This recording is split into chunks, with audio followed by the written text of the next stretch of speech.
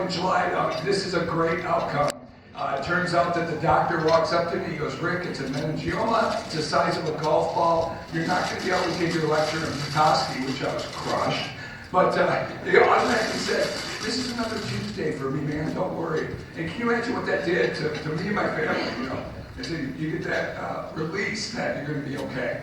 The problem is the innovation. They put the tubes in my throat for 2 different operations to get it out. And this is what I get. And it seems so vain for me because I've been a disc jockey and a television reporter since I was 16. And to not have my voice is the hardest part. But this topic is so incredible. And I'm going to tell you right now I'm nervous. Because when you look out in the crowd, you see these historians, especially people I admire, Fritz Stonehouse, Pat Labadie, great mentor, Tom Holden.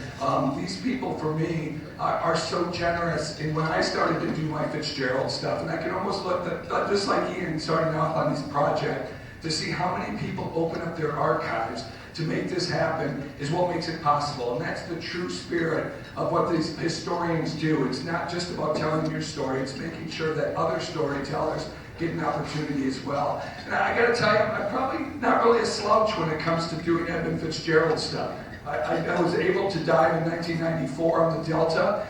It was an incredible opportunity as a television journalist.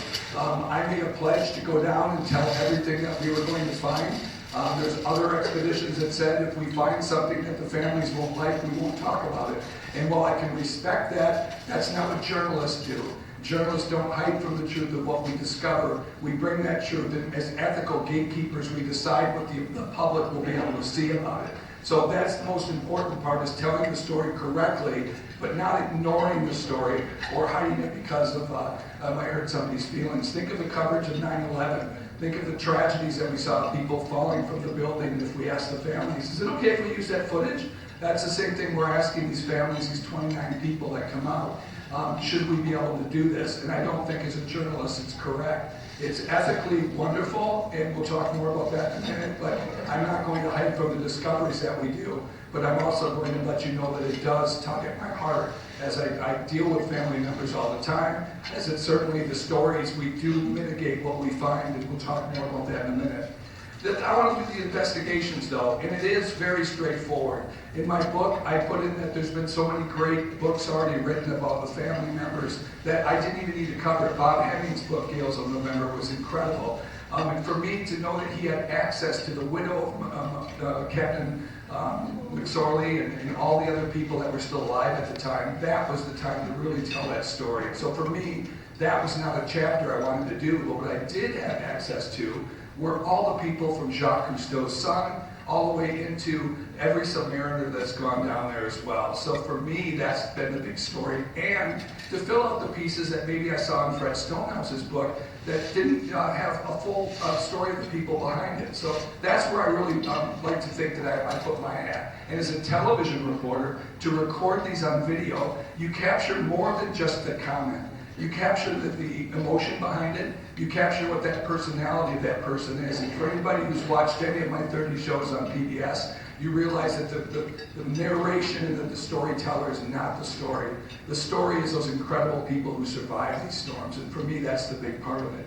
This was the response to the Edmund Fitzgerald. As you know, the Naugatuck broke down. It was not ready to go out into the storm. It was the closest Coast Guard vessel. And unfortunately, as a harbor tug, its engine had problems. So they turned around, and it was the Wood Rush that was called right from this beautiful city to go out. And Jimmy Hobaugh is such an amazing man. I got many times to interview him, and also they did the last lecture with Jimmy before he passed away, sadly, from cancer. He came out to Bay City and did a talk with me, and it's a highlight of my career to be able to be with such an incredible hero and to meet many of the guys that were on that boat. My new book, Howling Winds, actually has the dog that went to the rescue, Suji, the wonder dog. And so there's so many chapters yet to be written. I'm not surprised that 6 new books have come out, because quite famously, there's so many other stories that really need to be told. Look at the Navy squadron that came out. We've always just heard an airplane found the Edmund Fitzgerald, and in my book I decided why not find the men that were actually there. So I wanted the more detail on that. Air Station Traverse City that sent out the first response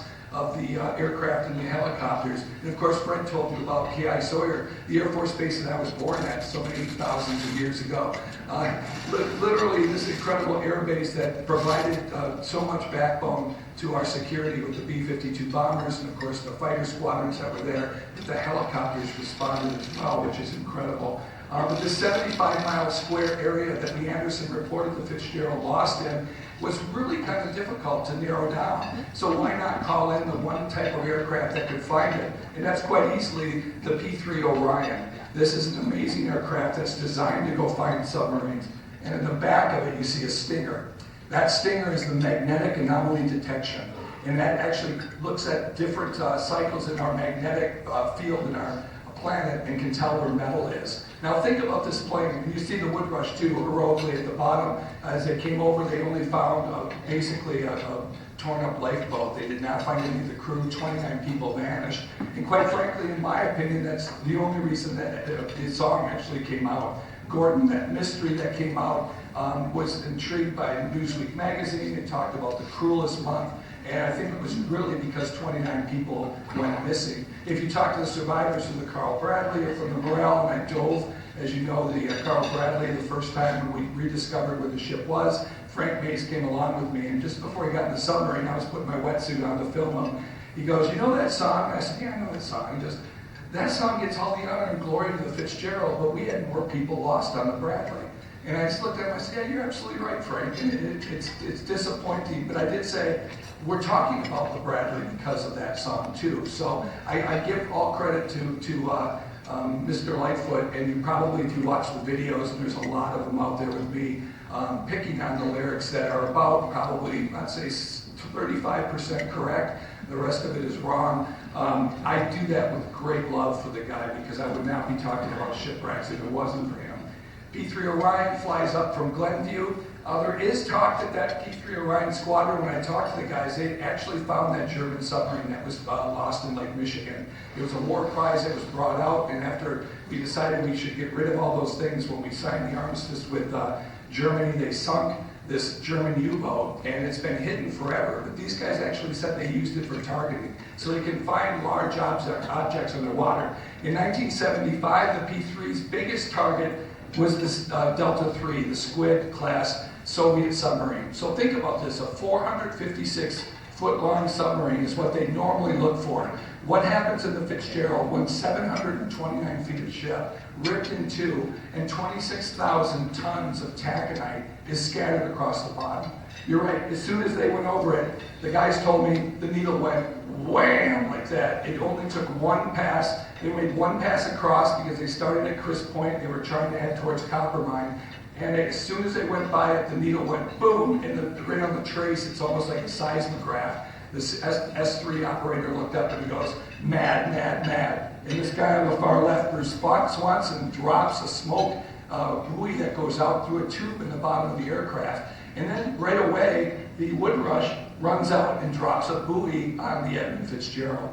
But that night, Lake Superior kicks up. The buoy gets swiped and stolen away. They don't know where the ship is again. So again, the Navy has to come out and find the Edmund Fitzgerald again with a second P-3 that came through.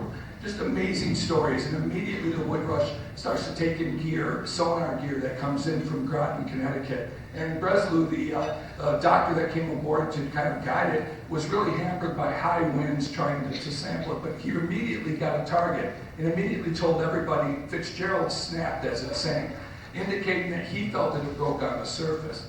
We'll talk more about that in a minute, but look at the highlighted area I put on there as well. Within 9 days of the Fitzgerald sinking, the Seamen's Union is already saying we need watertight bulkheads to separate Edmund Fitzgerald and his other ships. They need to have watertight bulkheads to be more secure. That was one of the pushes that they wanted to do.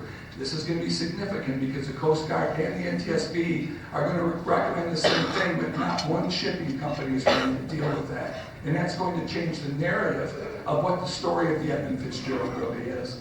Here's the background on that and a little bit of video I want to share with you because all the audio when the Curve 3 robot went down was recorded on 1-inch video. So I had it transcribed and listened to it. Actually, I had to filter out the noise so I could hear what was going on board the Woodrush. and I'll actually share some of that with you so you can get a behind the scenes of what the Coast Guard had.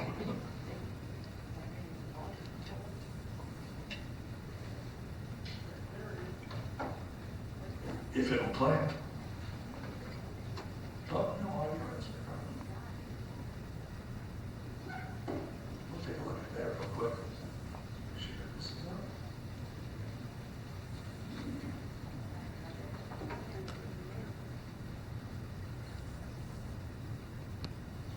Audio, really important. External headphones. There we go. I think we got it, sir. Thank you, brother. The Coast Guard ran sonar 3 times over the wreck and brought the underwater robot curve 3 to Lake Superior for a look. Only Captain Jim Wilson had experience with lake ships, so he had investigators ride freighters to the Sioux to get familiar with the Edmund Fitzgerald.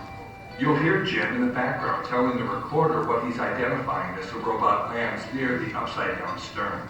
We document that. We are sitting in the bar. We're looking right at the opening. Looking in the opening. That gap between the spar deck and the poop deck. Between the spar deck and the poop deck. That gap upside down?